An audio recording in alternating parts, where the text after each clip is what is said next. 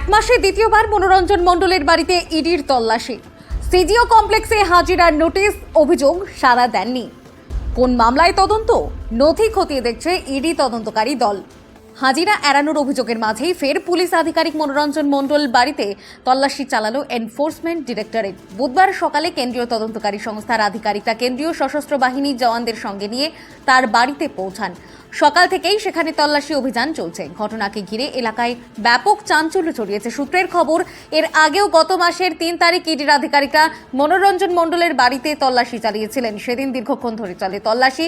চালানোর পর তাকে কলকাতার সিজিও কমপ্লেক্সে হাজিরা দেওয়ার জন্য নোটিশ পাঠানো হয়, কিন্তু অভিযোগ, একাধিকবার নোটিশ পাঠানো হলেও তিনি সেখানে হাজিরা দেননি।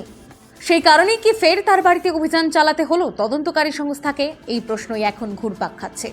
বুধবার সকাল থেকেই ইডির আধিকারিকরা বাড়ির ভেতরে বিভিন্ন নথিপত্র খতিয়ে দেখছেন বলে জানা গেছে। তদন্তে গুরুত্বপূর্ণ তথ্য বা নথি খোঁজার চেষ্টা চলছে বলেও সূত্রের দাবি।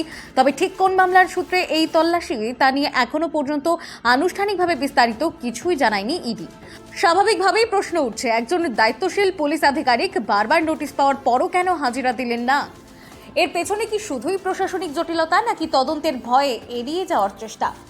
আর কোন মামলার সূত্রে তার নাম সামনে এসেছে? এই ঘটনার জেরে প্রশাসনিক মহলেও চাপা গুঞ্জন শুরু হয়েছে। তদন্তকারীরা কি নতুন কোনো গুরুত্বপূর্ণ সূত্রের খোঁজে নেমেছেন, নাকি আরও বড় কোনো আর্থিক অনিয়মের সূত্র মিলেছে? সব মিলিয়ে প্রশ্ন এখন একটাই, এই তল্লাশি কি শুধু নথির খোঁজের অভিযান, নাকি এর আড়ালে রয়েছে আরও বড় কোনো রহস্য?